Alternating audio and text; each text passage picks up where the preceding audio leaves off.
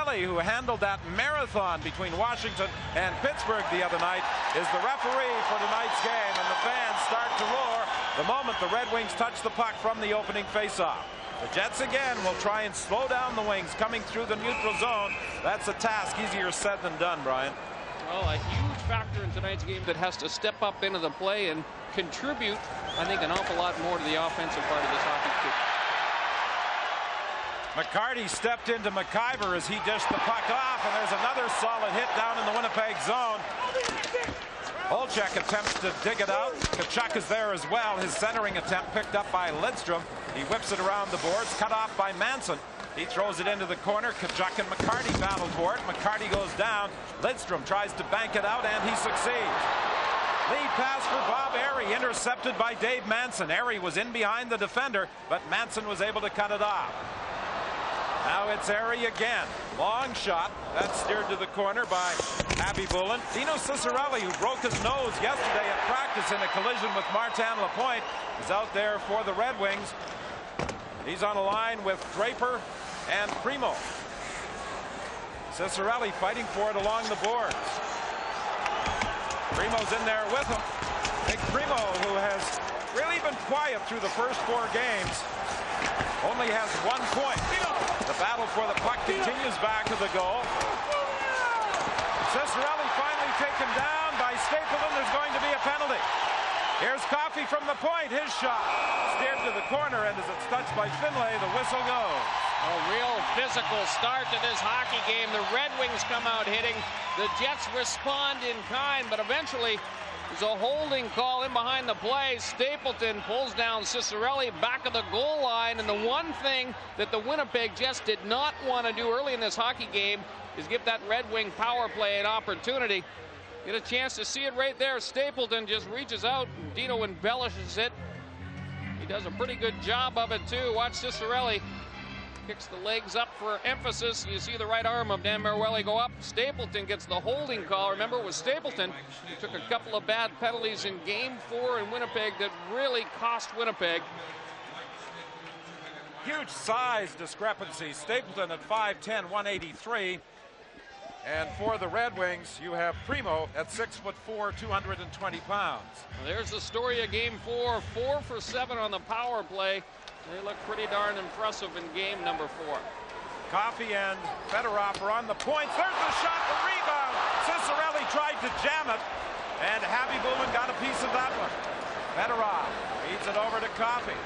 Coffey trying to set something up. Now he decides to move in. In front of the net is Ciccarelli, and that's where he is also ever so dangerous as he screens the goaltender and really causes fits for Nikolai Khabibulin. You know, Ciccarelli has really become a problem for the Jets penalty killers. And I think that those forwards up top in the penalty killing unit have got to do a better job preventing those point shots from getting through. Back of the net, Larionov lets it go. Veteran Craig Muni gets it on the other side, finds some skating room, throws it ahead to Darren Shannon. Shannon will dump a soft backhander down into Red Wing territory with 1:06 remaining in the penalty. You know, there's a continuing trend on the Detroit power play. Get it in the hands of Paul Coffey. He just throws it into the crease area. Numanen had problems with the puck in his skates. Numanen gets it again, chops it along the boards for Korolev. They can't get it out. Finlay on the other side this time is able to bank it off the boards and down the ice with 40 seconds remaining on the Detroit power play. Here comes Coffey flying out of his own zone.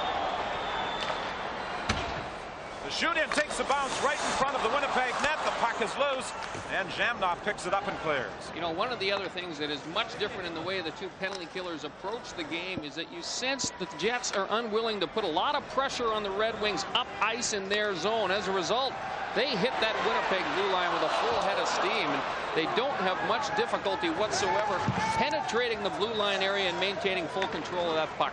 Johnson gains the line, working against Manson. Puck comes to the net, and it's held by Khabibulin with just 3 seconds remaining in the Stapleton penalty. But there is a decided difference, and I'm sure our viewers will note as the game progresses how the Red Wings have been very aggressive with their forechecking on the penalty kill. The Jets are a little more passive. No question about that. And when you're passive, you have to start winning the battles down in front of the net, especially when Ciccarelli is on the ice. We talked about the fact, take a look at the broken nose of Dino Ciccarelli. A lot of swelling there. Coffey's just going to throw this puck into the crease area. Habby Bulin makes 2 brilliant saves, and Dino gets the rebound and flips it off the post. But you can see all the traffic in front of Habby Bulin. He does a good job of locating that puck and reacting to the rebound. Ciccarelli comes close to finishing. A very dangerous player, and I think the penalty killers are going to have to change the approach somewhat. It's going to be another busy night for Habby Bulin. If the opening moments of this game are any indication, he has already stopped 4 shots. And now Stapleton is back in the ice. The Winnipeg Jets have survived the first Red Wing onslaught. Eastwood broke it up at center ice, but Taylor gains control and fires it in. Going into the corner after it is Draper. He had McIver bumped. McIver trying to hold up Draper. He's attempting to move the puck, manages to get a hand free, and is moving it along the boards with McIver sticking right to him. Now Draper frees himself. Draper trying to move out front. He knocks McIver down, controls the puck as he comes back to the line.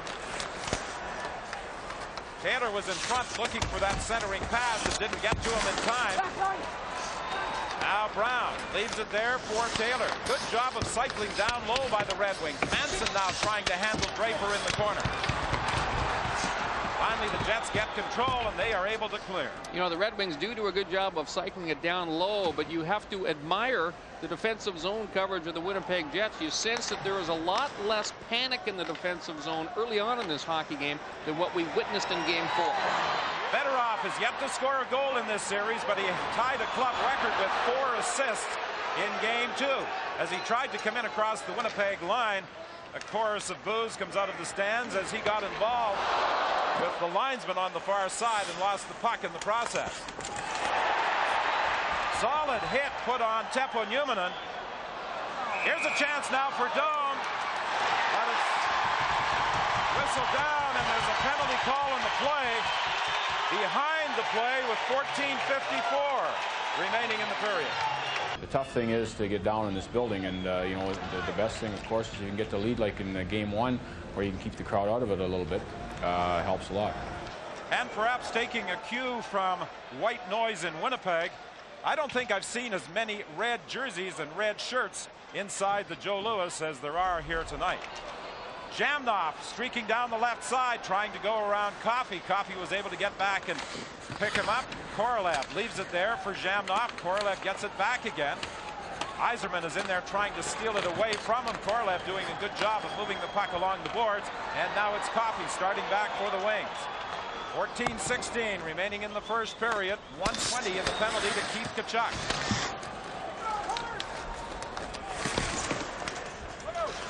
Wings trying to set something up. Coffey at the point, gets it across to Fedorov. His shot is blocked. It goes off Stapleton and ricochets out to center ice. The Jets change up on the penalty killing unit. Coffey remains out there on the power play for the Wings.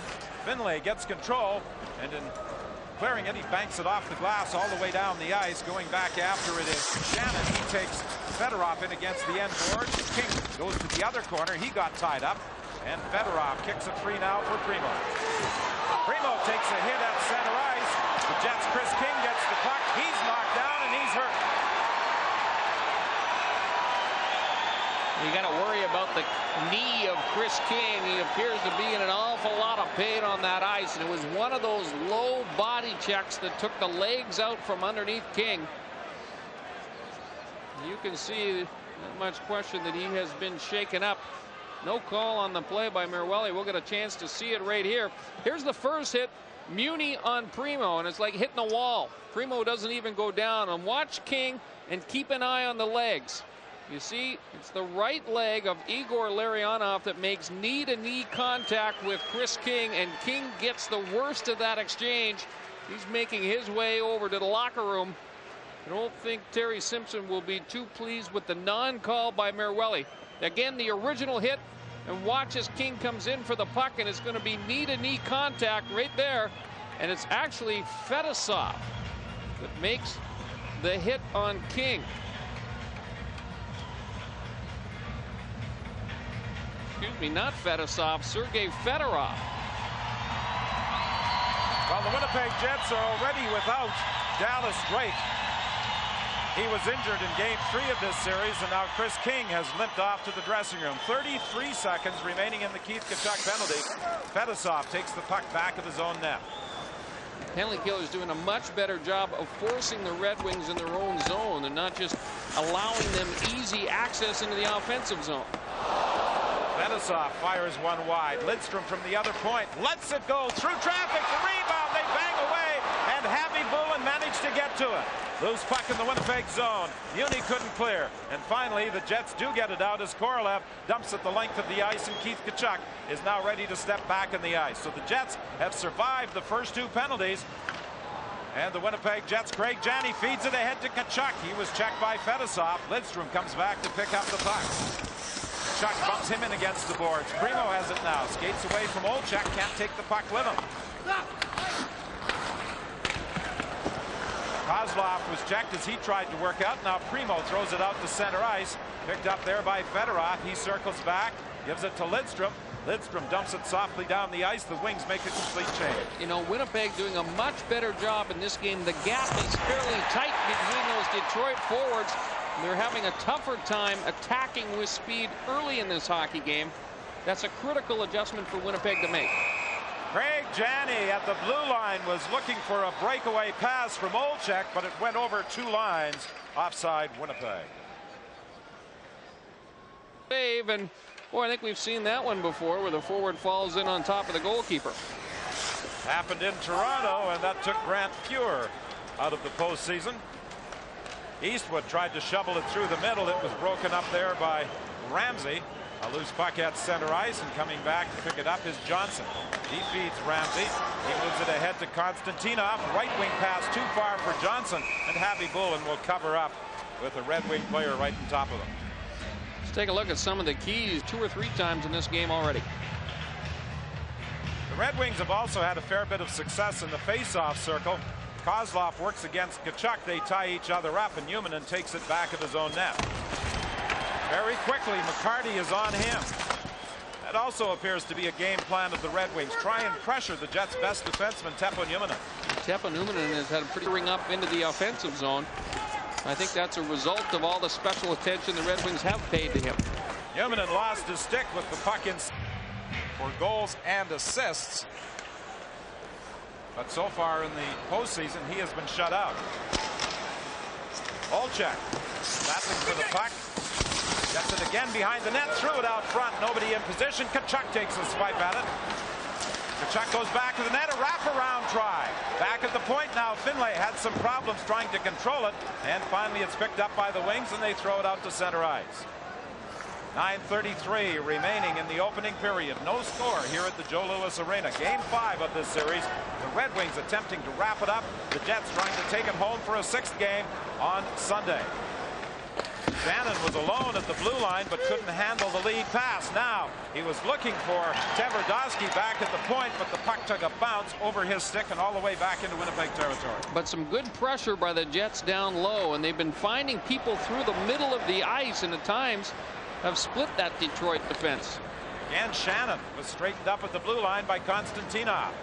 Lead pass for Larionov, gathered up by Newman, and he can't clear. Fedorov gets it back to Larionov. Newman gets into the play as well, tries to bang it up along the boards. Kept in by the Wings. Larionov trying to pick it up out of the air. Fedorov along the boards with Kozlov. It goes to the other side. Shannon at the tail end of a long shift flips it down the ice, and he goes to the bench on a change. 8:31 the time remaining in a still scoreless opening period here at the Joe Louis Arena. The third, a shot from the point is held by Happy Bullen, and another faceoff will take place in Winnipeg territory. Shots on goal so far in this hockey game, 8 for the Red Wings, 0 for the Winnipeg Jets. So once again, that ice seems tilted in tonight's hockey game. Of course, the Red Wings have benefited from a couple of power plays early on. Happy Bullen maintains his brilliant performance. If not for him, this game perhaps already could be 1 or 2-0. Well, one of your keys for this hockey game, Brian, was for Habby Boulin to stand on his head. And in the opening period, he's been doing just that. You know, Winnipeg has made a much more determined effort to stand up players in the neutral zone. But the Red Wings just attack with so much speed and so much talent up front. It's still quite often not enough. Detroit has not turned over too many pucks. Jamnoff in forechecking for Winnipeg. He's tied up immediately by Konstantinov. Now Fedorov moves it over to Larionov. Dumped out to center ice by Fedosov, but he can't go anywhere with it. Now it's Korolev. He's checked as he tries to work in. Finlay from the point with a shot that didn't get through. Lead pass intercepted by Korolev. Korolev got to the line and he was knocked down. Back come the Red Wings. It's Kozlov in across the line, dumping it to the corner. Back after it goes McIver. Kozlov was knocked down. The fans react. Dave Manson, who dished out the check on Kozlov, thought he may have been high stick by Kozlov as he went down. Now it's Fraser out there for Winnipeg. He plays it cross ice to Korolev. Korolev will dump it in. He ran into Marawelli as he was making his way off to the Winnipeg bench.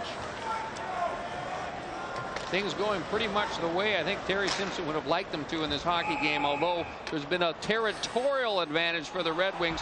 They haven't been able to take the lead so far. As the captain of the Winnipeg Jets, and he's used sparingly at times. He's a penalty killer, and they are going to miss that aspect of his game as this fifth game progresses here at the Joe Louis Arena.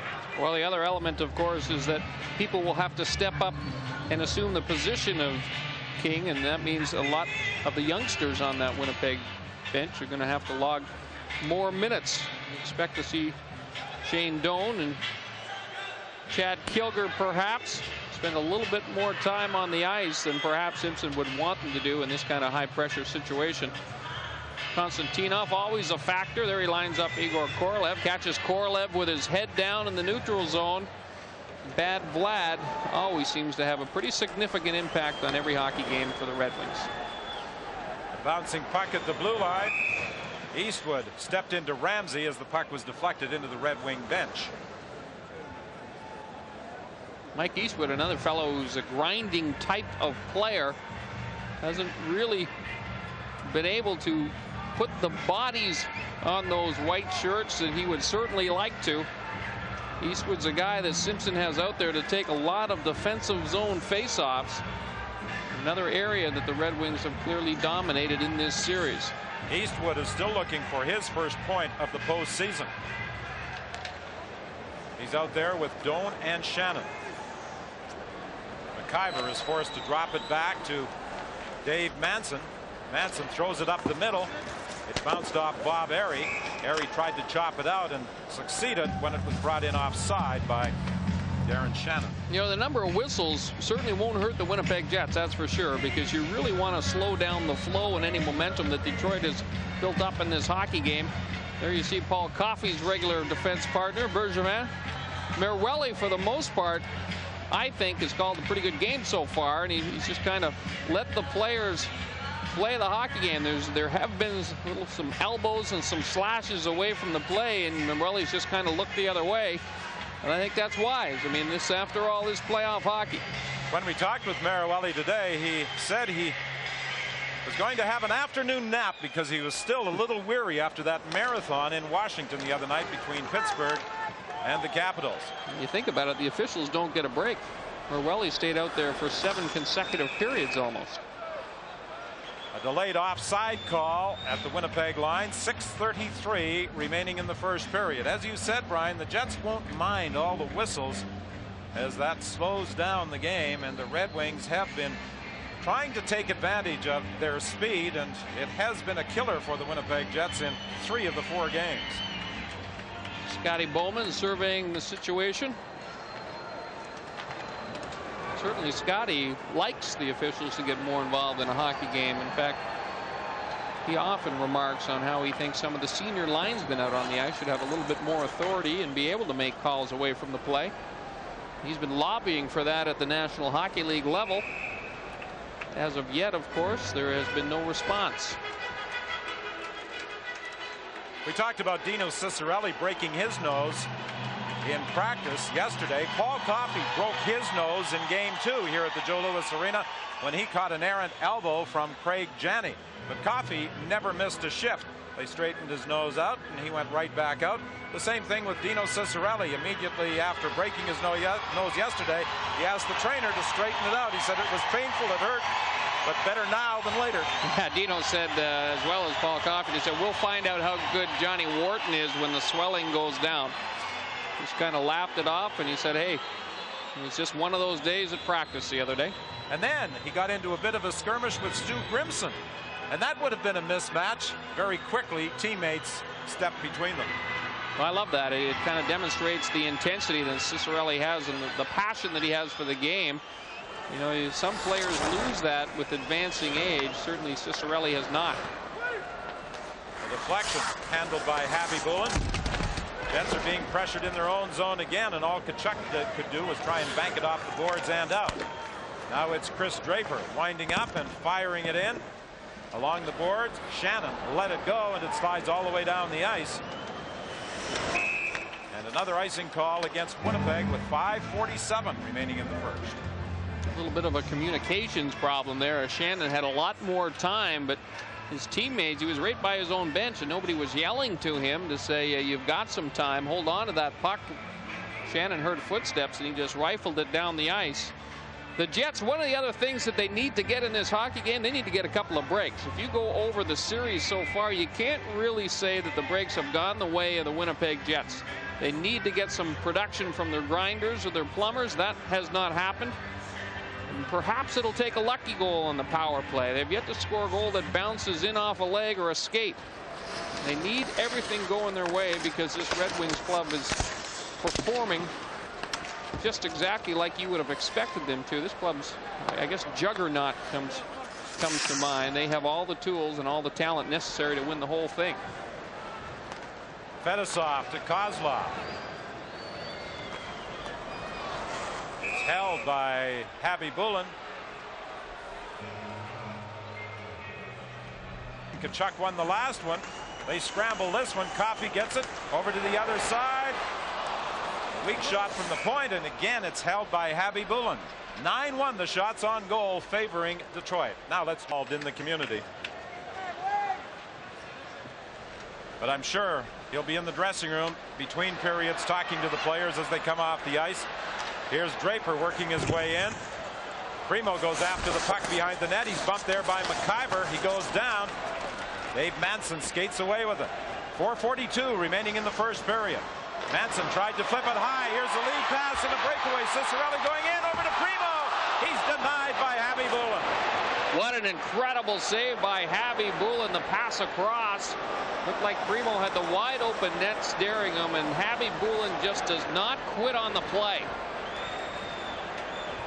Well, you've made that comment before that Happy Bullen will not quit even when it appears to be most desperate, and that time it certainly appeared he was in a desperate situation, but he took it away from Primo. Now, one other comment, an inexcusable turnover by Dave Manson in the neutral zone. You can't get cute against the Red Wings. Those pucks have got to go deep.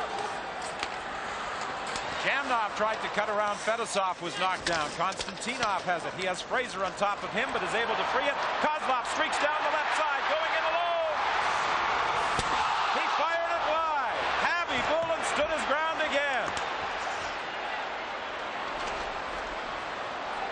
Oh boy, has he put on a goaltending show in this first period. Well, this has been a clinic for Nikolai Happy Bullen. The Red Wings have dominated play from the start, but Happy Bullen just continues to stand tall. He's keeping his club alive in this series.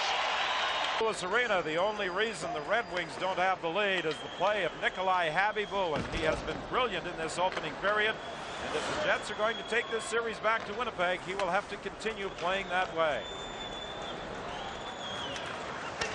Tkachuk races after the puck. He's held up by Coffey, manages to get it, tried to center, and it was blocked. Neverdowski couldn't handle the clearing attempt at the point. Back after it goes Olczyk. And at this time, we say hello to viewers who have been watching the game between Montreal and New York here at the Joe Louis Arena. I'm Don Whitman along with Brian Hayward and Scott Oak. No score in the hockey game. It's been all Detroit. And there's Bob Aaron. Barrie with a chance, and another big save by Nikolai Habibulin. And for those viewers who have just joined us, he has been absolutely brilliant in this opening period. Habibulin has been incredible, and at times he has been doing it all by himself. The Red Wings off of the neutral zone turnovers, attack with speed. Here's the last chance. Keith Primo robbed by Habibulin on a 2-on-0 breakaway. Primo yet to score in this series, but you can't put the blame squarely on his shoulders because Habibulin has made several highlight film variety saves already. Dave Manson turning that puck over in the neutral zone. It's been a nightmare in this hockey game, at least for Dave Manson. The Winnipeg Jets had to survive a couple of early penalties. Mike Stapleton and Keith Tkachuk were in the box when the Red Wings were able to generate a fair bit of first period offense. 10-1, the shots on goal favoring the Red Wings. 2:47 remaining in this opening period. 3-1, the Red Wings lead in this series. 11 times in the last 9 years, teams that have been down 3-1 in a series have been able to bounce back, and the Winnipeg Jets are fully aware of teams' ability to come from behind because they lost to Vancouver in '92 when they led 3-1, and 1990 to Edmonton when they led 3-1. There's Slava Kozlov. You know, he popped off in the paper about how he would beat Nikolai Habibulin. He said, give this guy a fake and he'll hit the ground early, and then I'll just walk around him. Well, he couldn't have more time than that one. He put the fake on him. Habibulin didn't buy it.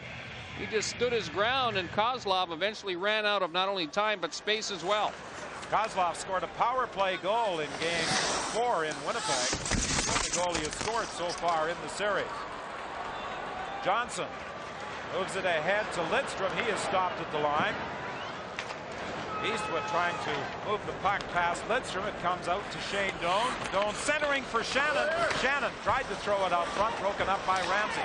Doan gets it in front for Eastwood, and a big save by Chris Osgood. That's his best save of the game.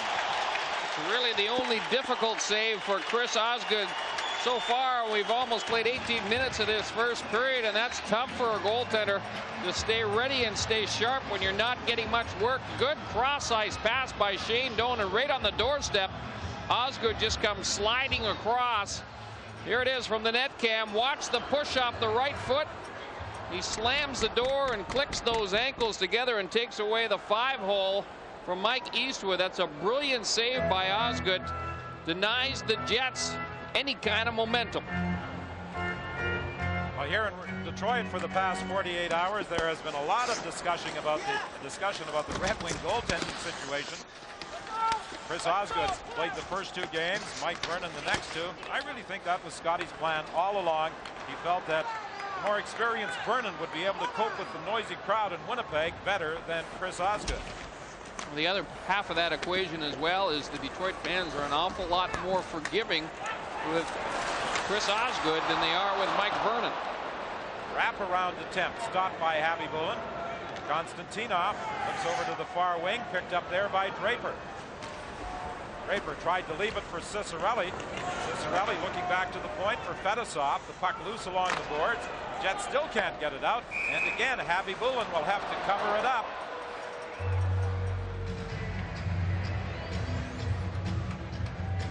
Keith Primo was driving hard to the front of the Winnipeg net as Habibulin held onto the puck with 1:23 remaining in this first period. Well, Primo's been a tough guy to handle. He just hasn't been able to finish in this series. But he continues to drive to the net. That's exactly what Bowman expects from him. You know, if you think of the Red Wings as a whole, they don't have an awful lot of size up front. So Scotty Bowman puts the extra pressure on McCarty and Primo to be his guys that assume that role. He wants them to back up that Winnipeg defense as much as possible and use those big frames to back everybody off. Juminen gets it in his own zone. Lead pass for Olczyk. Janney couldn't get it past Kozlov. Juminen goes back after it. Fedorov is on him very quickly. Now it's Olczyk trying to bank it off the boards for Craig Janney. He comes in with Tkachuk. He stopped at the line, and as it's brought in by Newman, it's offside Winnipeg. 52.9 seconds left in the travel problems getting into Detroit, and as a result, they didn't have a skate yesterday, and that can work both ways. I think at this juncture of the season, in the playoffs rather, it's not all that important that you do get your practice time in. I thought that at least at the morning skate today, the Jets appeared to have a little bit more jump in their legs than they have had in the past little while. Kozlov's shot is blocked, picked up by Fedorov. Looking for Kozlov. Now Fedosov manages to keep it in. He takes a return pass at the point. He's taken in against the boards. Kozlov comes in to help out. Craig Muni has Larionov on him immediately. It seems every time the Winnipeg Jets touch the puck in their own zone, there's a Red Wing jersey there to cover them. Tkachuk trying to get away from Konstantinov, throws it back to the line. Nobody in position. Doan couldn't keep it onside, and the final seconds of the period will tick harmlessly away. Well, it was another dominant performance by the Detroit Red Wings. 7 high. Chris King is out. Chad Kilger did not see a lot of ice time, nor did Shane Doan or Ian Fraser in the first 20. We'll watch for that as this game unfolds. Tkachuk is after Konstantinov. Puck is left there for Fedosov as he tried to make the play. It slides all the way down the ice. Javi Bulin is back to play it.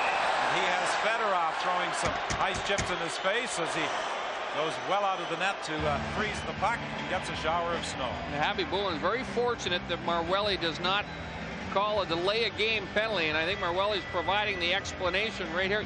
The time used to be that a goaltender was not allowed to freeze that puck if he didn't have 1 foot in the goal crease, and I think this is one of those situations where the Russian goalie gets the benefit of the doubt from the officials. He's well out beyond the face-off dot. That perhaps should have been a call by Marwelli. He's cutting him a huge break here. You had an interesting first period stat about the number of face-offs in the Winnipeg zone as opposed to the Detroit end of the ice. Well, it is one indication of territorial advantage. There were 17 face-offs in the Winnipeg defensive zone, only 1 Detroit's end of the rink. There's another in the Winnipeg zone. Coffey from the point, his shot right on, and now Newmanen gathers it up, and Newmanen is knocked down by McCarty. It appears as though the Red Wings are intent on finishing every check on Teppo Newmanen. Jamnov leaves it back of the net. Back after it goes Bergevin. McCarty works his way in against Manson. The puck slides to the corner. McIver goes in after it. He's taken in against the end boards.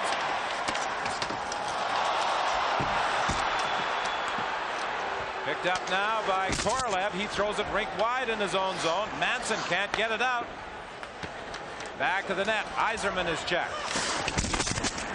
Puck comes loose along the boards, and the Jets start away, led by Jamnov. Jamnov gains the line. Drop pass. McIver shot right on, and that's held by goaltender Chris Osgood. Again, the Red Wings doing a tremendous job of holding that blue line. They don't back in on Chris Osgood, and as a result, when the Jets do unload that puck, it's from well out, and Osgood can usually see it as well. And Jamnov, who was a force in games 1, 2, or 3, had a quiet game 4, is really yet to get on track. Now he's got himself a new winger with the absence of Chris King. Nicklas Lidstrom had a career high 67 points, 37 points on the power play for the Red Wings. He has 3 assists so far in this series. Was another point shot through traffic. You see Newman takes a wave at that puck. Goaltenders don't like that. The point shots, they'd rather you get the heck out of the way so that you can see it and make the routine save look routine.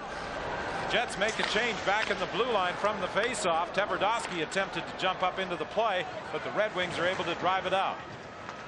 Now it's Janney trying to set up Keith Tkachuk, broken up by the wings. Draper gets to the line. He's stopped there by Craig Muni. Tkachuk takes Lidstrom in against the boards. Lidstrom continues to battle for the loose puck. It comes free to Olczyk. Olczyk is hammered by Mike Ramsey as Draper goes back to pick up the loose puck. Over to Primo on the fly, trying to work through the slot. Lost control of it. Picked up by Draper. Draper was checked by Tkachuk, and Tkachuk trying to dump it out, put it out of play in the neutral zone. Draper got tangled up there with Mike Eastwood, and Eastwood went down. No penalty call on the play. The faceoff back in the Winnipeg zone. Scotty Bowman has got to be awfully pleased with the way his team has performed. You mentioned they haven't missed too many checks out there on the ice. That time you saw Mike Ramsey really step up it. But it's that ability of the Red Wing defense to step up and force the issue, and was all that involved in it. And part of that is the fact that Newman has not joined in the offensive attack, and you've got to give an awful lot of the credit to the Red Wings for that. No question he's been targeted in this series. We've played 2 minutes of the second period. Doan steals the puck, can't go anywhere with it. It would have been offside anyway. Doan played the game on Tuesday night in Winnipeg, then made a quick trip home. Death in the family. His grandfather passed away, and he rejoined the team yesterday in Detroit. The Jets had not scheduled to skate on Wednesday because of their travel delay yesterday. They did not get here till late in the afternoon. They decided to pass in the practice. Terry Simpson, in talking about the 2 days off the ice, said sometimes it can work to your advantage. Well, I think it definitely can, and especially when you throw playoff pressure into the mix. Sometimes it's just good to get away from the game, and dare I say it, Don, but get away from the media as well. Konstantinov flips it high off the glass in Winnipeg territory. Larionov is in forechecking. Puck goes back to the net, taken there by Newman. Newman whips it off the glass down the ice. Racing back after it is Konstantinov. He gets there ahead of Zhamnov. Konstantinov over to Fedorov. Fedorov has played a physical hockey game tonight. He's dished out a couple of solid body checks, one on Newman, and his hit on Chris King put the Winnipeg captain out of the hockey game. Now Newman looking down the left side for Fraser. It was beyond him. Fraser goes after it, taken in against the boards by Konstantinov, and now the Red Wings cough it up. A pass for Fraser. He tried to get it back for Zhamnov, and it was intercepted, and the Wings start back. Fedorov breaking down the right side, going hard to the net. He's taken out of the play by Newman, and the puck comes out to center ice. Banked off the boards for Korolev. Racing up is Finlay. Korolev shoots. The rebound picked up in the corner by Bergevin, and the Jets have shown a little more offense here in this second period. Well, this game in general has just opened right up. Both clubs skating the full length of the ice with plenty of room to the neutral zone. Kozlov back of the net. Two players out front, but it bounced away from Larionov, and it's dumped down the ice by Winnipeg. Eastwood gets the loose puck, and that was blocked before it got to the net. Doan keeps it onside. Behind the net goes Shannon. Shannon throwing it into the crease. Kicked away by Osgood, and the Wings break out. 16-13 remaining in the second period. Still no score in the hockey game. McIver bumps with Coffey. Bergevin from the point has his shot blocked. And the Jets break out 3-on-2. Three Red Wings trying to get back into the play. It's left there for Mike Eastwood. He flips a backhander, gets it again. Now it's Shannon with a shot. He scores! Darren Shannon has given the Jets a 1-0 lead.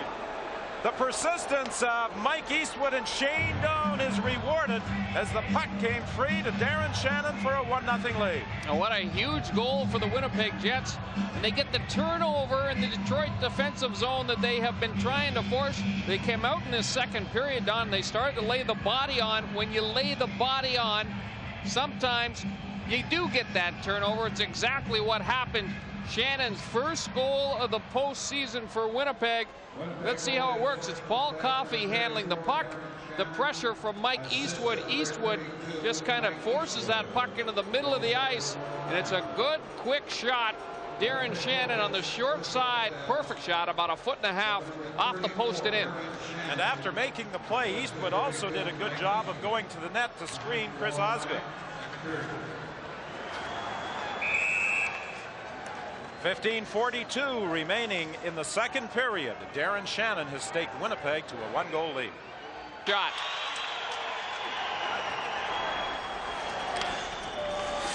Ramsey moves it along the boards for McCarty. He knocks it ahead. Here's Yzerman trying to break in. Yzerman is hauled down. Penalty against the Winnipeg Jets. Well, this one's going to go against Craig Muni. Muni not blessed with an awful lot of speed. And Yzerman right up through the center of the ice gets a good pass.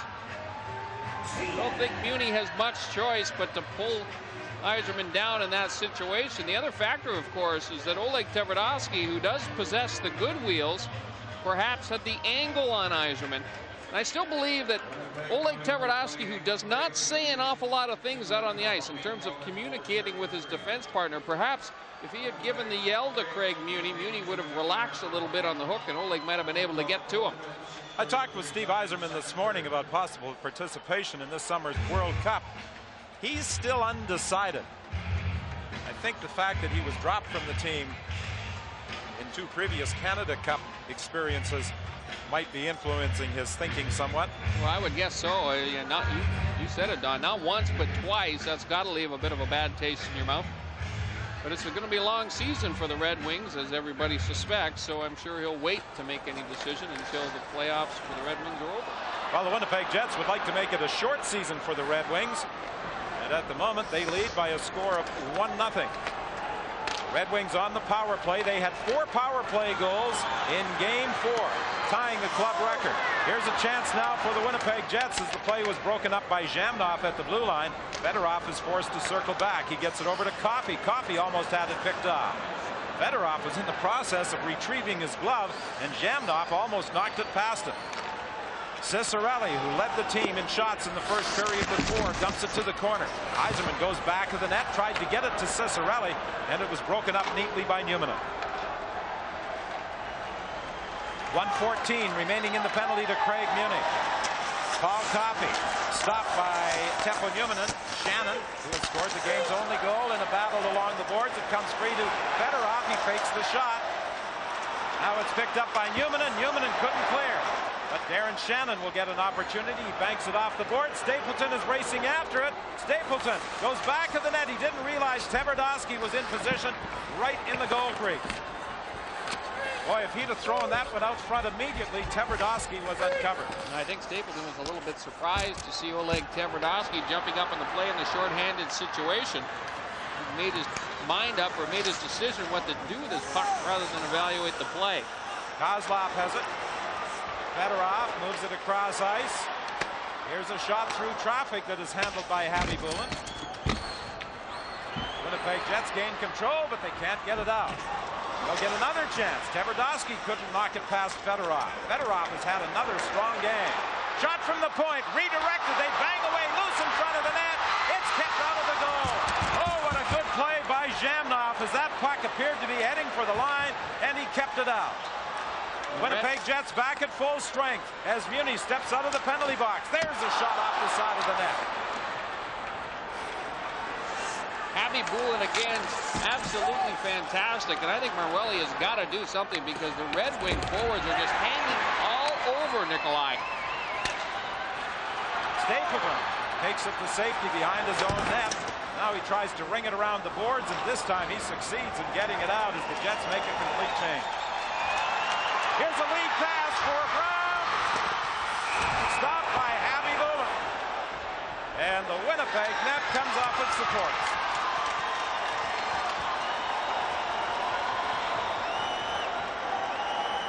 The Red Wings almost tied this hockey game. That was the play before the Brown breakaway.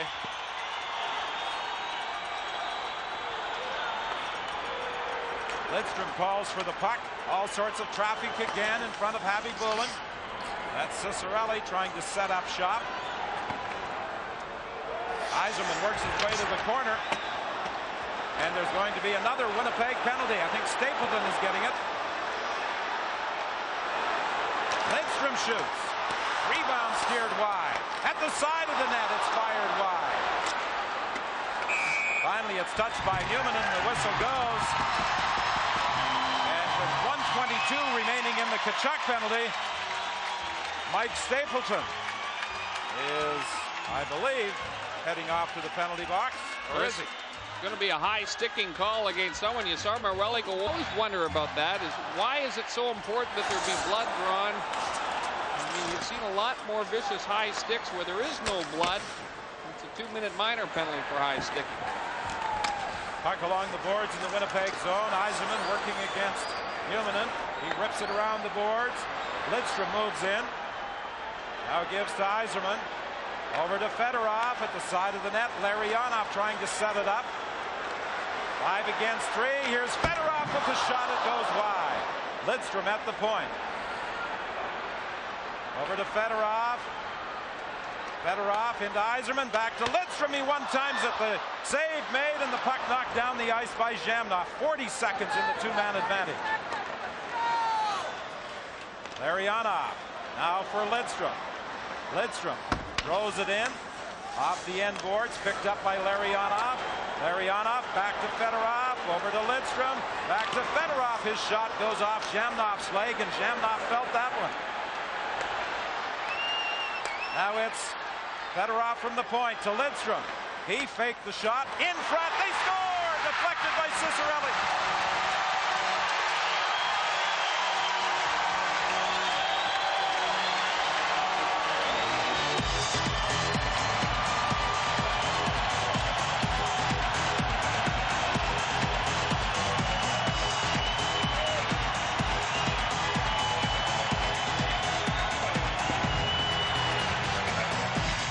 Tremendous patience shown by the Red Wings in the 5-on-3 situation, and fatigue will play a factor in this goal. Watch Jeff Finley. He's going to leave his feet. When he goes down, the Red Wings just move that puck around, and that's why Cicerelli is so wide open in front of the goal. The Cardinals sin for the penalty killers in the 5-on-3 to leave their feet unless that puck is being shot from directly in the slot area. Finley gets drawn out of position, and the Jets get beaten on the pass. Dino Cicerelli just taps that puck between the pads of Nikolai Khabibulin. And the crowd at the Joe Loup is now into it with the power play goal by Dino Cicerelli. Number of penalties levied against his team compared against the Detroit Red Wings. Red Wings with the man advantage. Larionov gained the line, but it was offside. Yzerman coming down the left wing was slightly ahead of the play. Larionov really had a strong game in Game 4 in Winnipeg. Well, Larionov, again, one of the most intelligent hockey players you'll ever see. In fact, Paul Coffey said this year, you know, I've played with both Gretzky and Larionov, and they really are so similar, not only in size and stature, but the way that they skate and handle the puck. They have that ability to think 1 or 2 steps ahead of the play, almost like a good billiard player. Have that sixth sense about him. Can control the tempo of a hockey game. He's got the puck now. He leaves it there for Fedorov.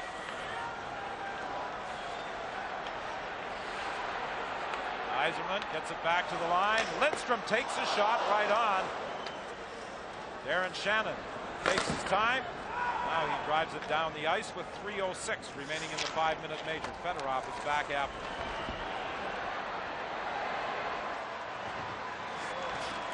Fedorov got to the line. Manson lost the stick. He was able to get it back. Fedorov shot right on the loose puck in front, and Zhamnov will take his time before dumping it down the ice. Kind of surprised with Cicerelli. Everyone knows he's got that broken nose, and he's spending so much time in front of that crease area that somebody hasn't taken a swat at him yet. I think someone early might have put their face into the, or glove into the face of Dino Cicerelli.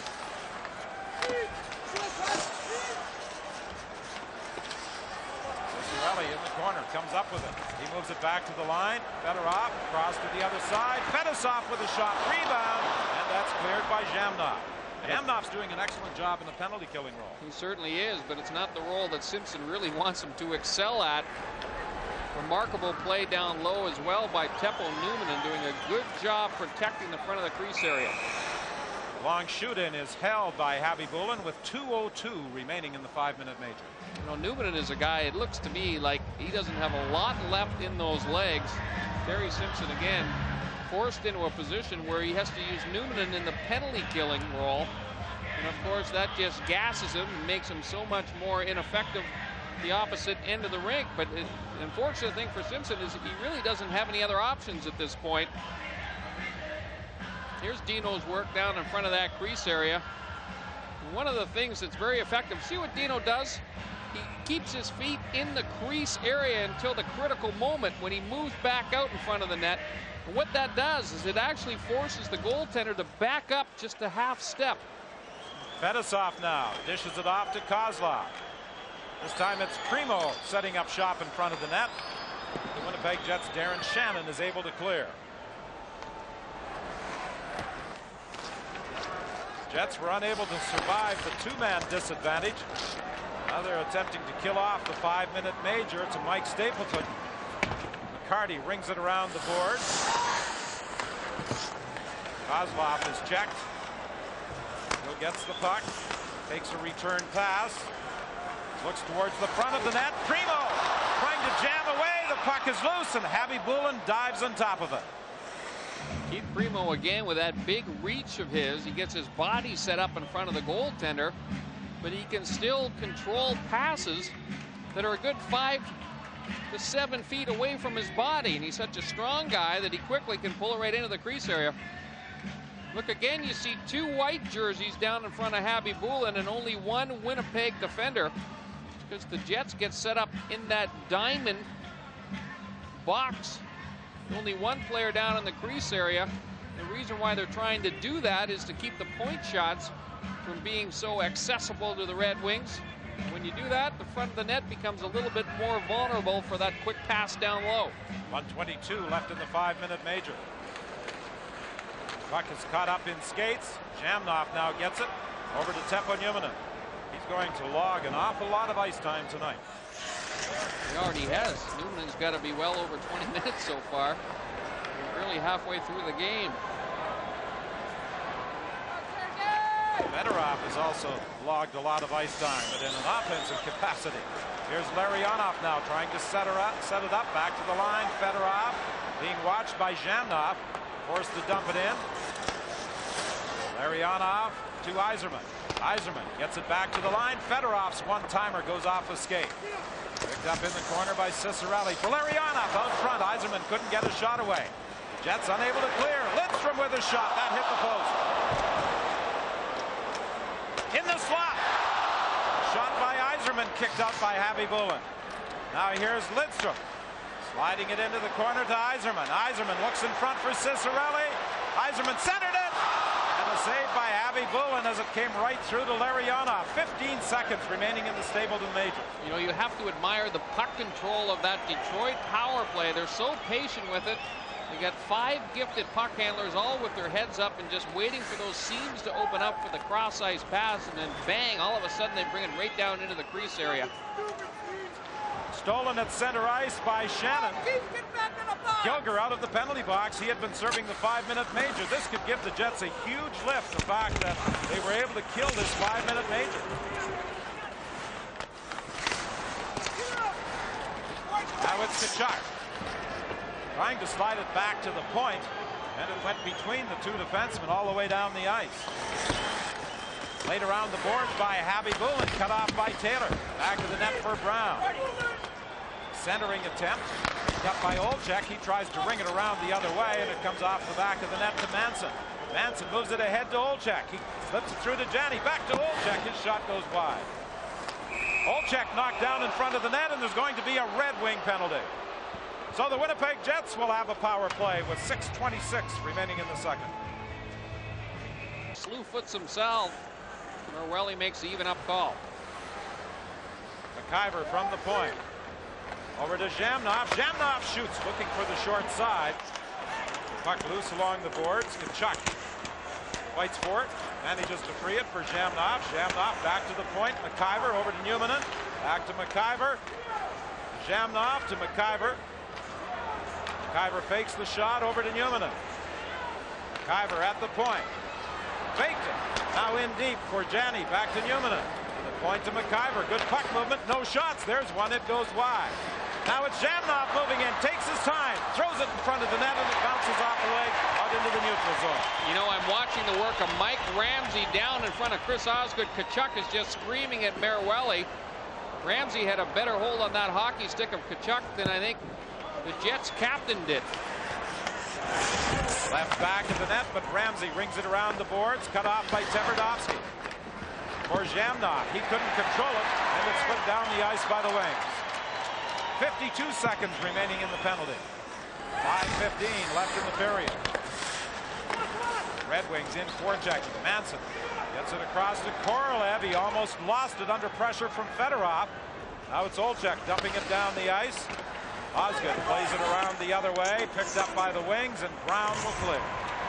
You talk about dumping the puck and what Terry Simpson would like his players to do, especially on the power play. He would prefer that they rim that puck in hard around the boards and get two guys going down the opposite side to recover it. Stone races after it. Korolev goes into the corner against Lidstrom. Jets gain control.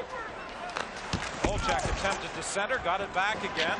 Korolev leaves it in the corner for Dome.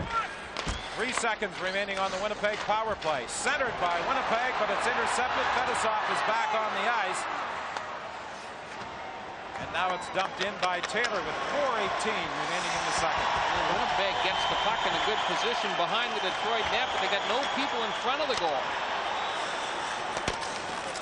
Primo works his way to the corner. Leaves it back to the net for Yzerman to McCarty. McCarty taken off the play by Dave Manson. Davidovsky picks it up, and the Winnipeg net was dislodged with 3:58 remaining in the second period and a 1-1 tie. Defensive zone faceoffs have been taken by the Winnipeg Jets. Detroit Red Wings only 3. This one is won by Winnipeg. The Jets moved it out to the neutral zone, but Fraser couldn't accept the lead pass to Winnipeg. Jets go down. Here's a pass for Yzerman. Yzerman, a backhand shot, the rebound, and the save by Happy Bullen. McCarty had raced up behind Yzerman and took a swipe at it, but Happy Bullen made another incredible stop. McCarty centered it, nobody in position. Humnan starts away for Winnipeg. He shoots it into the corner. Shannon goes after him. He takes Konstantinov in against the end boards. It's picked up by Fedosov. Fedosov threw it up to the line. Cut off there by Dave Manson. And at this time, we say hello to the viewers who have been watching action between the Rangers and the Canadiens here at the Joe Louis Arena. It's Winnipeg 1 and Detroit 1. A power play goal by Dino Ciccarelli for the Red Wings after Darren Shannon had scored for Winnipeg. And now another Winnipeg penalty with Dave Manson going to the box. It was a 5-on-3 situation when Ciccarelli scored the tying goal, and the Jets are in penalty trouble again with Manson going off. That's a roughing call again against Dave Manson. It's a retaliation penalty. Manson's going to take a real good hit from Konstantinov just seconds before this, and then he gives a little bit of a face wash to Keith Primo. That's what Morelli makes the call on. Certainly you can't afford to do this. Winnipeg, so fortunate to be in a 1-1 hockey game. Here's the hit by Konstantinov on Manson. That's what kind of got him upset in the first place, but you just can't afford to take these kinds of penalties. It's been all Detroit. They've spent so much time on the power play. If not for the brilliance of Nikolai Habibulin, the Red Wings would have a 5-goal advantage in this game. The Red Wings, through the first 4 games of this series, averaged 34 shots on goal. They've already had 30 on Nikolai Habibulin. Winnipeg with just 7. And for those of you that don't lend a lot of credence to the shots on goal, I'll tell you right now that of the 30 shots, 20 of them have been point blank. Quality scoring opportunity. At the point, Fedorov gets it. Being watched by Zhamnov. Fedorov through traffic towards the net, and Habibulin makes the save, and the rebound is clear. You know, I think the Red Wings are really trying to exploit the fact that they've got Oleg Tverdovsky down low, killing the penalty. Not the defenseman that Simpson would normally like to use in that specific role. He'd rather go with his experienced guys, but he's kind of forced into it. Very short bench for Terry Simpson, down 3-1 in this series. Yzerman being watched along the boards, throws it into the corner. Yzerman gets it again. Yzerman moves in, and another save by Habibulin, and the puck is deflected over the glass, out of play with 55 seconds left in the power play.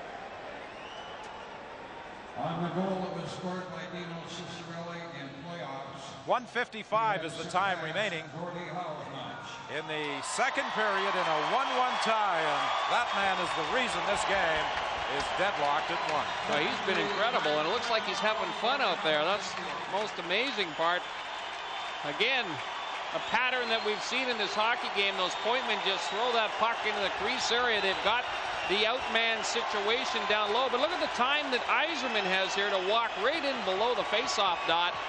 Khabibulin aggressively challenging well beyond the goal crease. Primo and Tkachuk in the face-off circle. Primo ties up Tkachuk. The puck is loose. The Jets gain control and clear. Well, if the Winnipeg Jets can come out of this period deadlocked at 1, I think they'll be quite happy, particularly after they survived that 5-minute major. It was a 5-on-3. The Red Wings got the tying goal. I feel like I'm watching game 1 of this series, Don. The Red Wings totally dominate the first 2 periods. Can't get the lead in the hockey game and then take control in the third. Here's Kozlov back to the point. There's the shot by Konstantinov. Korolev along the boards having some problems. The puck is in his skates. It comes free. Jamnov plays it back to Finlay, and he'll flip it down the ice. Just 10 seconds remaining in the Dave Manson penalty. 1:07 now in the second period. Konstantinov leading the rush for the Wings. He winds up. That one just trickles wide. Oh, it got past Khabibulin. The Jets are back at full strength, and it just went wide. Tverdovsky was looking for Manson going down the right side. He missed him with the pass, and it's icing against Winnipeg. Need to do if they're going to have a chance to stay alive is they need to get a few breaks, and that time, for the first time perhaps, Khabibulin did get a break. That slap shot from Konstantinov had him beat through the pads, but he got the good bounce. Tverdovsky has Draper on him immediately. Two excellent skaters battling for the puck up along the boards for Olczyk, and he's able to chop it out. 36 seconds remaining in the period. Now it's picked up by Tverdovsky. He had to wait for Jani to get on side, and apparently he didn't wait long enough. Red Wings again keep stacking people up at that blue line, and Winnipeg not attacking as a group. Let's go back and see that last shot by Vladimir Konstantinov, and the good break this time for Nikolai Khabibulin. Konstantinov from just inside the blue line, a little bit of an overreaction by the goaltender. That's what happens when that puck goes in between the pads. That time, however, Nikolai gets the good break. What's that old saying about goaltenders? You have to be good to be lucky and lucky to be good. No question, Khabibulin certainly has been good. Going to be a penalty here as Keith Tkachuk took a shot to the head coming through the neutral zone, and Chris Draper will be going off. It's a good call by Merwelli. Draper gets the stick up high. Scotty Bowman will send his penalty killers out on the ice. They really have not been severely tested in this game. Let's take a look at it. Tkachuk angling back into the neutral zone. You see that Draper tries to take a run at him, gets the elbow and the stick up high. We talked about it before the game that Winnipeg power play has not produced a goal in this series. Here's the opportunity for them right here to change the momentum around in this hockey game. They managed just one shot on their previous power play. They're 0 for 21 in the series. The only other team in the postseason that failed to score a power play goal, eliminated in 4 straight, and that, of course, the Calgary Flames.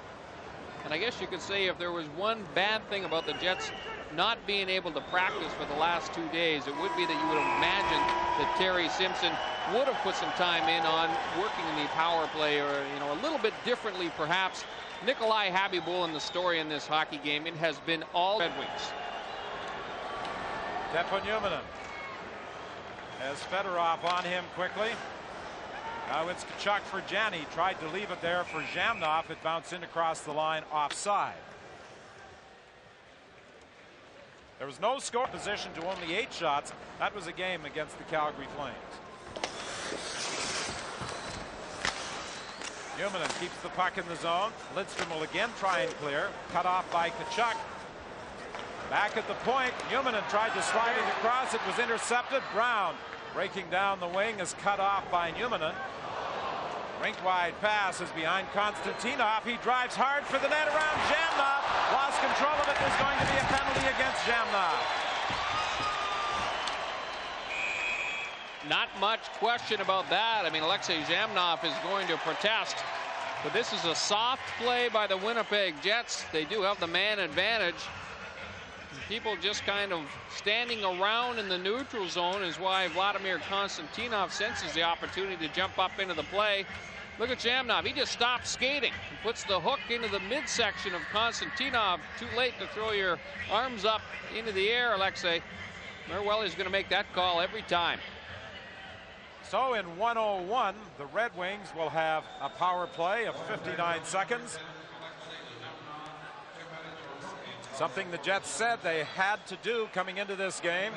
And I'm sure Terry Simpson reminded them of it in the dressing room before the start of the contest. Stay out of the penalty box, but that has not been the case tonight. Simpson has got to be infuriated right now because they're given the gift of starting the third on the power play and they don't really get anything going. Coffey throws it towards the net. He went off in the second period. He appeared to be having some problems with his foot. Paul Coffey can't skate. That certainly reduces his effectiveness. Here's Coffey taking the pass at the point. His shot is blocked in traffic. The Wings trying to keep it onside, and they succeed. You talk about Paul Coffey. He has had a broken blood vessel in the one foot that has caused him some considerable discomfort, rather. And he seemed to block a shot with that same foot in the second period. That's when he went to the locker room. Keith Tkachuk works his way through the neutral zone, now goes to the bench as the Jets make a change. In 16 seconds, the Red Wings will have a power play. Fedosov gets away from Shannon, moves it ahead to Fedorov. Fedorov takes it in deep, being watched by Numminen. Fedorov trying to get into position. He shoots. That steers wide by Abby Bowen. Aaron Shannon takes it behind his own net.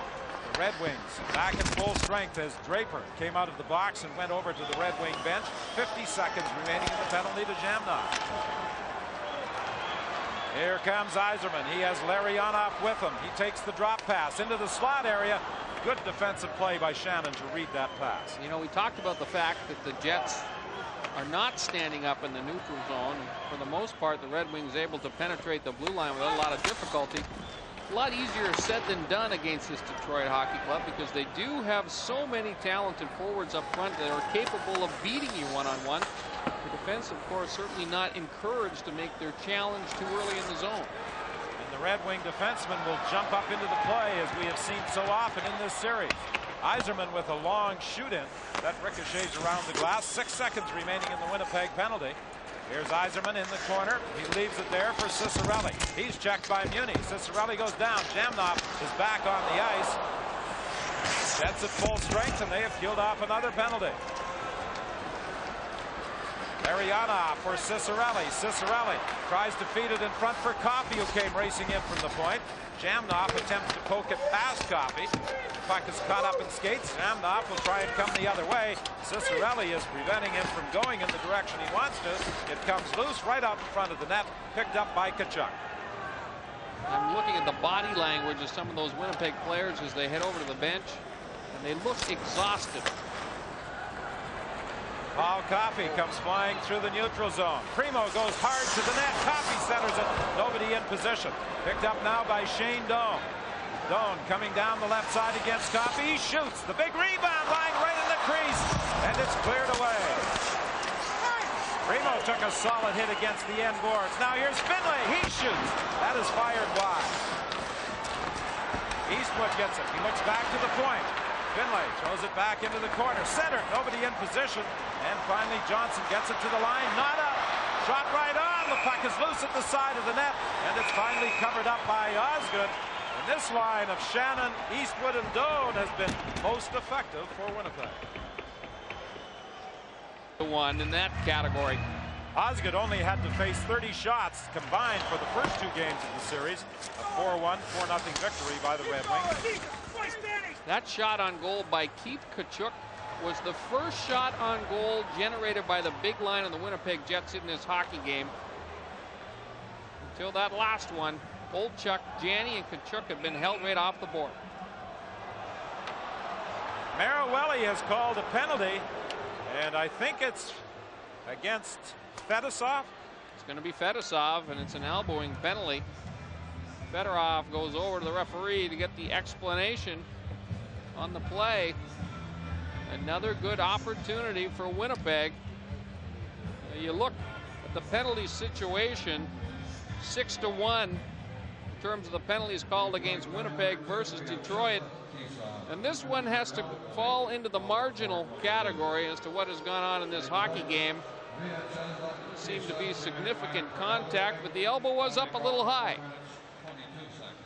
The Jets have managed just one shot in their 2 power play opportunities in this game.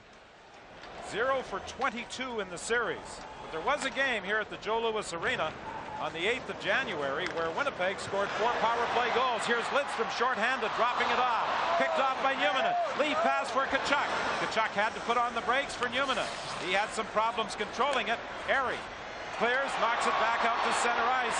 Jamnov had to hurry to get back there to pick it up. Now he feeds it over to McIver. McIver works his way in. McIver shoots a weak shot that goes wide. Newman knocks it down at center ice. 1:23 remaining in the Winnipeg power play. Jamnov leaves it for McIver. Rink wide for Newman, and he couldn't handle it. Pass fed ahead to Brown. Manson watching him. Manson ties him up. The puck is loose along the boards. Craig Janney starts away for Winnipeg. He manages to push it over on the wing. It's dumped in by Tverdovsky, but there's nobody in there to pressure the puck. Just a lot more jump in the legs of the Detroit Red Wings than there is for the Winnipeg Jets. Coffey's shot sails wide. Manson is bumped along the boards. Olczyk in there trying to free it. It does come loose, but it's knocked back into the Red Wing zone with 40 seconds remaining in the penalty to Fedosov. 14:15 left in the 3rd period in a 1-1 tie. You know, I'm not so sure that puck went wide. I think that might have been the second big break for Habibul, and I believe that Paul Coffey shot might have gone off the knob of the goalkeeper's stick.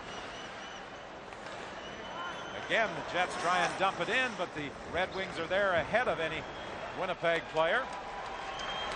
Chris Draper is out there forechecking with only 12 seconds remaining in the penalty against Fedosov. Here's a chance for Olczyk, and that's a glove save by Osgood, and he'll freeze it with just 3 seconds remaining in the Fedosov penalty.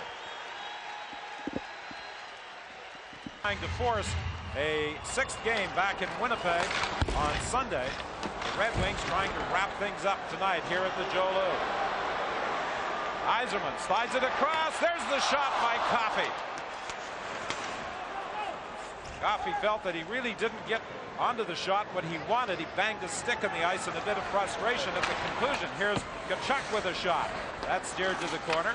McIver tries to get it over to Tkachuk. Now it's to the point to Manson. He shoots. He scores! Dave Manson puts Winnipeg in front 2-1. You talk about breaks. The Jets get another big one right here because it's a relatively harmless shot by Manson going towards the front of the net. But partway towards the crease, it deflects off one of the Detroit players. I think it might have been Paul Coffey. Let's take a look at it right here. Dave Manson gets the go-ahead goal, but look at this. He doesn't get a lot on this shot, but there's the deflection off the stick. It never did reach that Detroit defense or Chris Osgood cleanly. I think it's Fetisov who's cutting through the slot area and redirects that puck past Chris Osgood. Huge break for the Jets. Terry Simpson and his Chargers have got life. That's the 2nd playoff goal for Dave Manson. It's unassisted at 6:52. So while they couldn't do anything on the power play, the Winnipeg Jets get the go-ahead goal. 13 minutes remaining in the 3rd period. Konstantinov weaves his way through center ice to Fedorov. He's stopped at the blue line. Now back after it goes Fedosov, being watched by Jamnov. Let's go back to game 1. Remember what the Jets did. They had the 1-goal lead. They went into the defensive shell and it backfired on them. We'll see if they learned anything from that experience. They have got to continue to play part of this game, at least in the Detroit zone. Ian Fraser couldn't get it out. Fedorov, who had been knocked down, comes up with the puck for Larionov.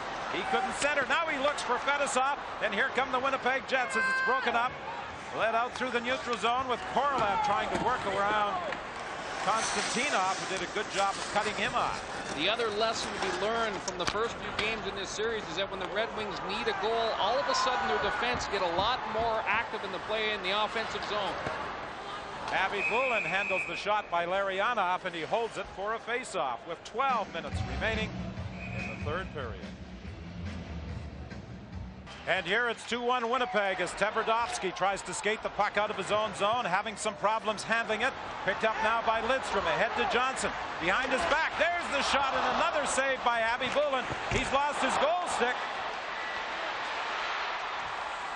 And in front of the Winnipeg net, the defenseman, Craig Muni, is down on top of the puck. Well, the Red Wings just continue to pour on the pressure against Abby Bullen. Wise play by Muni to hold on to that puck and get a whistle. Abby Bullen was without a goal stick. Appeared that it got knocked right out of his hands by the force of the Cicerelli shot. Let's take a look at it right here. Here's the goal by Dave Manson, the go-ahead goal. Awards Winnipeg with the lead in this hockey game, but the Red Wings pour it on. Look at the nifty little behind the back pass, Johnson to Cicerelli, and again hits the knob of the goal stick of Abby Bullen with such force. You see the little mark on his stick right there. That's where the puck hit, knocked it right out of his hand. Johnson gets the draw back to the line. There's a shot, the puck loose in front of the net. Jamnov tried to kick it back to Abby Bullen, and he succeeded. A bit of a dangerous play there by Jamnov, but he was able to neatly kick the puck back to Abby Bullen with all sorts of traffic in front of the Winnipeg goal. And that time it was Greg Johnson who got shoved in toward the Winnipeg goalkeeper. See the stick right there. Here's that last shot by Cicerelli. You can see the force of the shot knocks the stick right out of Abby Bullen's hands. Fortunate play once again because the puck had him beat. The stick just happened to be in the right spot at the right time. Abby Bullen has faced 40 shots thus far, as the Red Wings have been firing from every conceivable angle, but they've only been able to beat him once, and that was with a two-man advantage in the second period. And the question that you have to ask yourself, with Simpson going predominantly with just two lines in this hockey game, are the Jets going to have enough gas left at the end of the night? Jamnov is able to clear. Well, his bench was reduced to 10 forwards with the injury to Chris King and the ejection of Stapleton. Now it's Jamnov and Tkachuk. Over to Jamnov, and he couldn't handle the pass. Boy, and would that have been a big insurance goal for the Winnipeg Jets? 2-on-1 opportunity. That puck just seemed to bounce over the stick of Jamnov. Jamnov bangs it off the boards and out. It's Paul Coffey bringing it back in. Trying to go around Finlay, and he throws it at the net from a sharp angle. Here's another shot that just goes wide. Coffey working in the corner. Finlay takes him in against the boards. Puck comes free to Newmanen. Newmanen pushes it ahead to Korolev. Shannon racing up in the play. Drop pass for Jamnov to Korolev. He tried to center it, and it wound up underneath a Red Wing player. And it's taken in against the boards for a face-off. Boy, I tell you what, the Jets have had two odd man breaks in the last 45 seconds, and they haven't been able to put a shot on the net. Alexei Jamnov put it in the hands of Korolev, but Korolev passes up the shot on the second opportunity, and just seconds before that, here's the pass, Tkachuk to Jamnov. He goes to make the shift in front of Osgood, and the puck just dribbles off the end of his stick. That's a terrible break for the Winnipeg Jets. That would have been a huge goal to put them up 3-1. Eastwood is out there now with Doan, gets the draw back to Manson. Manson's shot is blocked. It bounces off Yzerman, back out to center ice, and Yzerman goes limping off to the Red Wing bench. Turnover, picked up by Winnipeg. Ian Fraser back to the net for Eastwood. He was tied up, and now Primo goes rink wide with the pass as we approach the midpoint of the third period. Good job by Shane Doan to get back and break up the play. The Red Wings are relentless in their attack, although Konstantinov was stopped as he tried to slide it through to Fedorov. But Fedosov now feeds it ahead to Fedorov. That's a two-line pass. Fedorov, certainly the offensive part of his game has been relatively quiet tonight. He's played a very physical contest, and he's been all over the ice defensively, but he really has not been able to get free of those Winnipeg back checkers so far. They've done a pretty good job of containing him.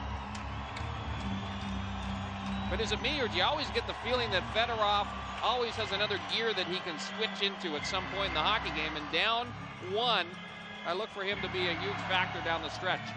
Well, he was able to shift into that extra gear in Winnipeg in Game 4. He had 4 assists.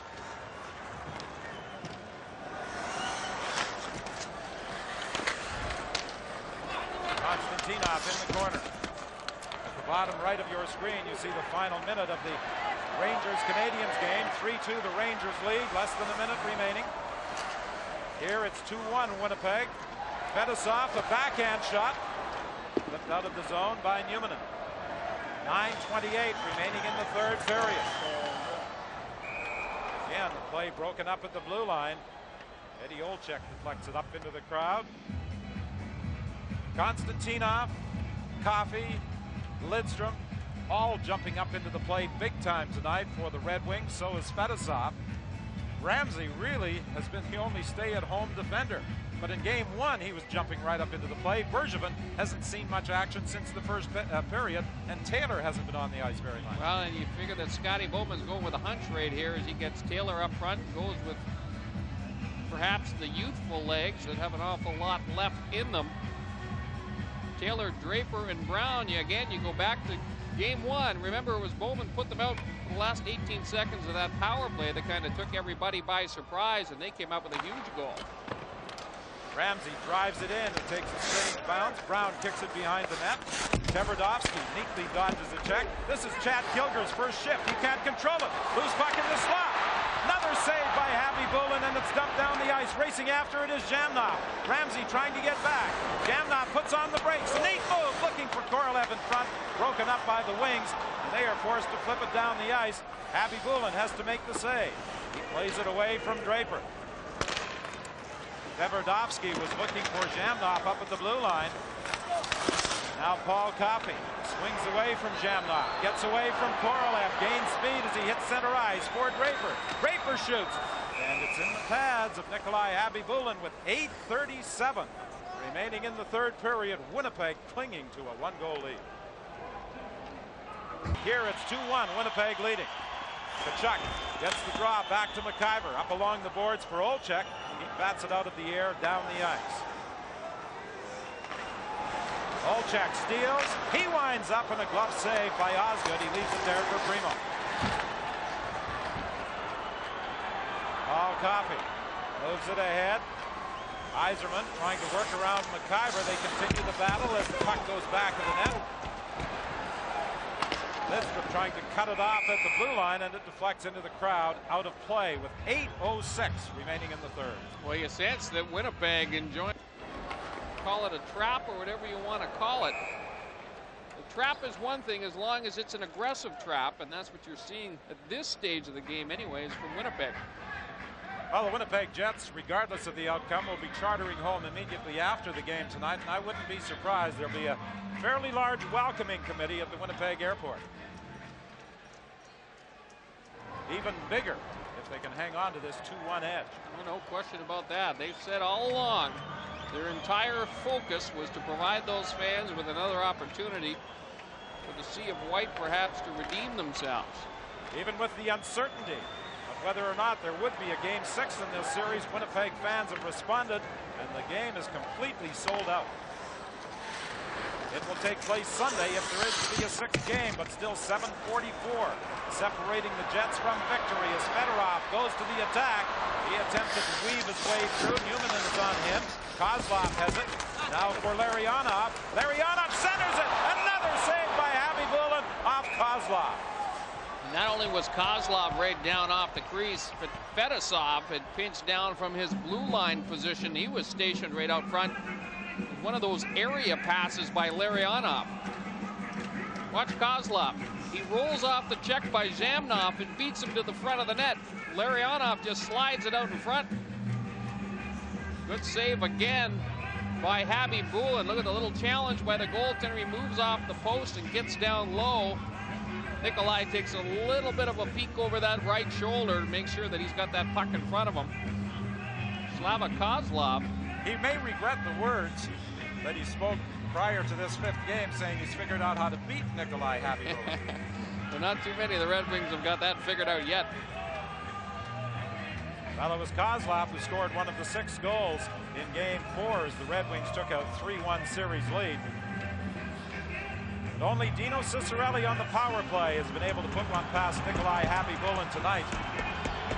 Habibulin, down the stretch run, was named the first star of the game in the Winnipeg Jets' last 3 wins. He was the first star of the hockey game in the Winnipeg Jets' only win so far in the series, and I think regardless of the outcome tonight, he'll probably be the game's first star. No, there's no question about that. Defensive zone draws becoming critical at this point in the hockey game. It's been a dominant another part of the area for Detroit. Shot trickled through just wide along the boards. The Jets are able to bang it out. Talk about the importance of faceoffs. Winnipeg has only won 14 of 32 draws in the defensive zone tonight. Craig Muni is able to hold up Chris Draper. Puck goes back into the corner. Eastwood takes his time before he throws it out of the zone. Puck deflected down into Winnipeg territory. Habibulin plays it along the boards. Almost got trapped out there. Now Darren Shannon starts away. Shannon trying to drive it in, broken up by the wings, and they go to the attack again. McCarty puts on the brakes. He's spun around, but the play had already been called on an offside, and there is going to be a face-off back in Red Wing territory. 6:42 remaining in the 3rd.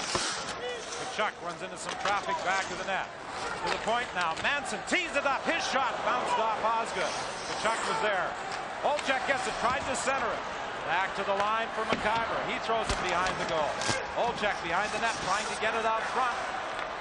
Coffey has lost his stick. The Wings gain control, and they bring it up ice. Yzerman is knocked down. The fans react, thinking there should have been a penalty call. And it's Tkachuk knocking it out of the zone with Konstantinov going back after it. Manson gets away with one again, trying to stand up Steve Yzerman. Here's Primo working into the slot area. Backhand shot, and the rebound is cleared to the boards. And this time, there is a whistle and a penalty against Winnipeg. It's going to be a tripping call against Eddie Olczyk. Here's the signal from referee Merwelli. Simpson takes a look up at the clock. They're down to 5:51 remaining. But before Merwelli made this call, he perhaps could have made one against Dave Manson defending against Yzerman. Yzerman with a step to the outside. Tripped by Manson. There was no call, but then when Primo brings it into the slot area, you see that both Tkachuk and Jamnov take the feet out from under him, and it's Tkachuk that gets the tripping penalty levied against him. The 3rd minor called against Keith Tkachuk in this hockey game. 5:51 remaining. And this will be a big test for the Winnipeg Jets. Perry Pern, the assistant coach, on the headphones upstairs to Randy Carlyle as he talks strategy with Terry Simpson. And a big story in this hockey game, that Red Wing power play. 4 for 7 in Game 4, other than the 5-on-3 goal by Ciccarelli. They have been held off the board tonight.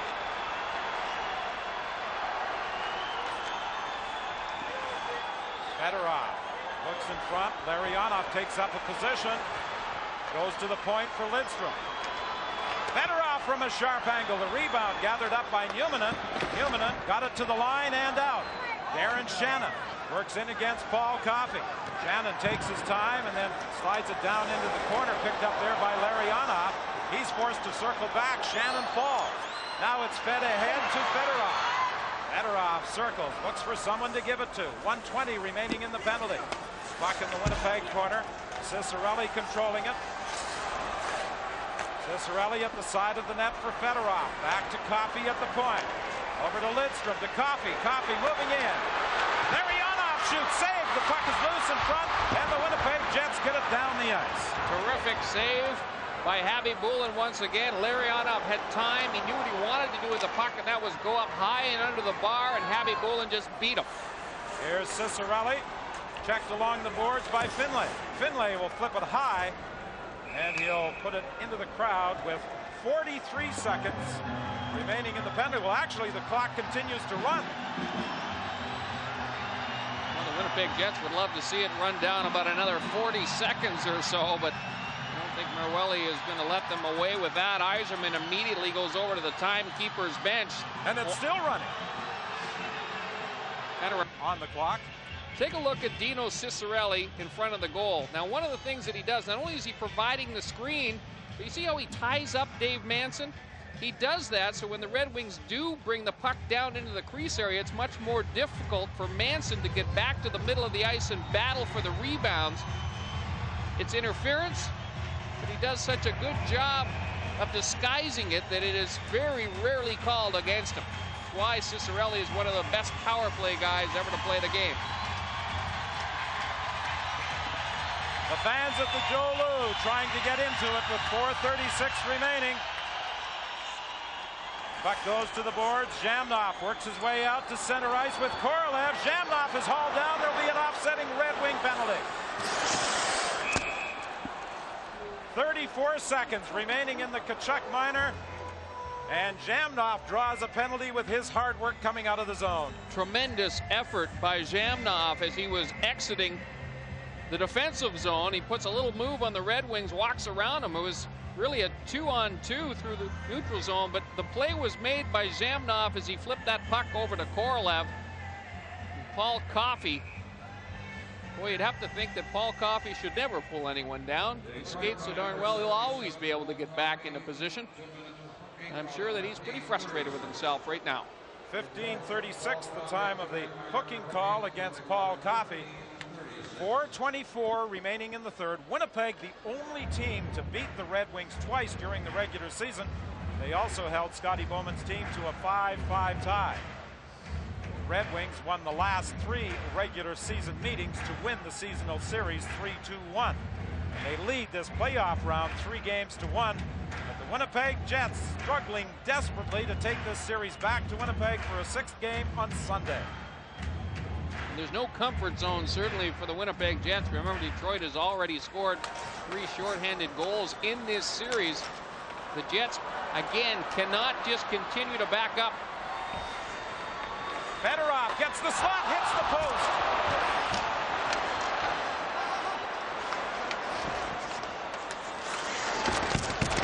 Now back to the line to Konstantinov. He tees it up, it goes wide. Fedorov in the corner, being watched by Eastwood. Tried to throw it back to the line. The Winnipeg Jets break out, 3 of them. Konstantinov trying to get back. Here's Shannon. Cross-ice pass and a great save by Osgood. Reminiscent of Game 3 where Dave Manson scored the big goal in the odd man situation. This time, Chris Osgood comes up big. Here's Yzerman driving towards the net. Kicked to the corner by Abby Bowen. Puck remains in the Winnipeg zone. Zhamnov gets it back to Newman. 3:29 remaining in the third period. 1 minute now in the Winnipeg power play. Winnipeg in front by a score of 2-1. Here's Newman driving it in. Ramsey takes it back of the net. Throws it up along the boards. Yzerman leaves it there for Bob Airy. Yzerman getting set. Knocked to the corner by Abby Bowen. Centering attempt. Nobody in position. And the Winnipeg Jets start back, led by Craig Janney. He slides it ahead to Zhamnov. Zhamnov moving in. He attempted to go cross ice for Tkachuk. Tkachuk has it. He shoots. Saved by Osgood. Back at the line, it's McIver. McIver throws it into the corner. Fed across to Tverdovsky. A backhand shot towards the net. Knocked down. Janney plays it around the board. Zhamnov lets it go to the point to McIver. 15 seconds in the penalty. There's a shot. It's broken up at the line. Long lead pass for Primo. Primo going in. Cut off by Tverdovsky. Draper takes McIver in against the boards. The puck is underneath them with 1 second left in the Paul Coffey penalty. 2:25 in the third period. The Jets coming very close to getting what might have been a clinching goal. And again, the Red Wings just have so much speed up front on the penalty killing unit that when the puck does turn over, they immediately go to the attack. But I tell you what, Chris Osgood made a series of outstanding saves. 2-on-1 opportunity. Here's the pass across. It's onto the stick of Manson. You see Osgood, the two-pad slide, just gets a piece of that puck. And then later on, Tkachuk gets it right between the hash marks. That puck deflected, and Osgood still manages to get the right leg on it. That perhaps saved the game for the Detroit Red Wings. It gives them a chance. They're only down by 1. 2 minutes and 25 seconds remain. 52 shots now Nikolai Khabibulin has faced. Detroit, 13 first period shots, 19 in the second and 20 in the third. And the Red Wings have come up with a couple of defensive gems as well. There's the work of Mike Ramsey again, a partial 2-on-1 for Winnipeg, and Jamnov just can't get the puck across.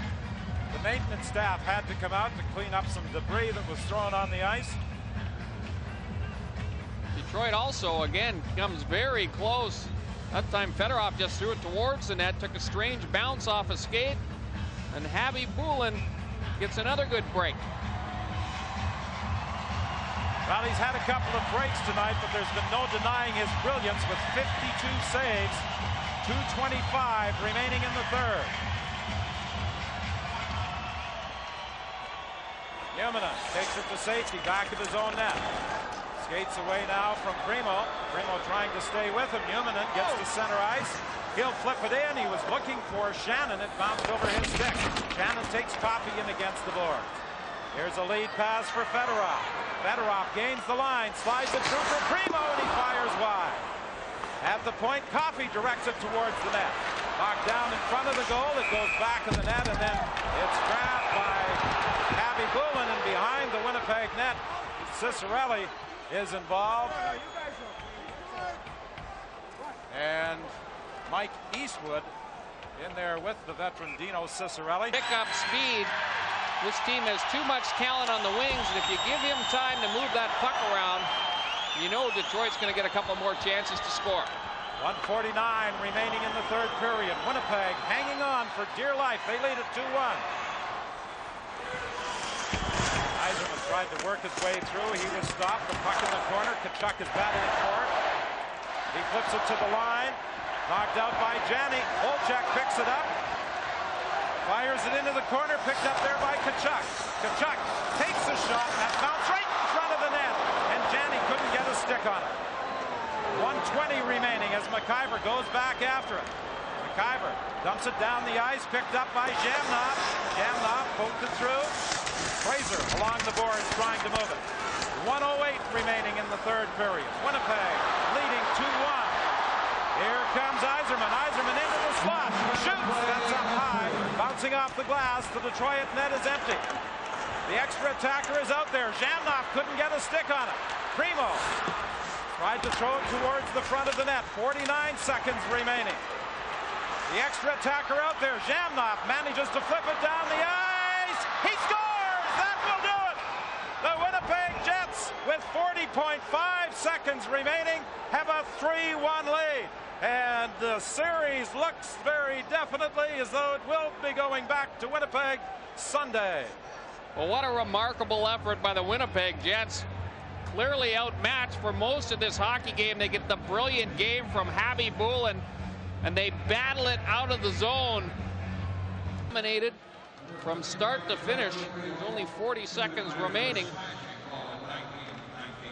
Jamnov unassisted at 19-19, offsetting slashing penalties to Dave Manson and Keith Primo when the goal was scored.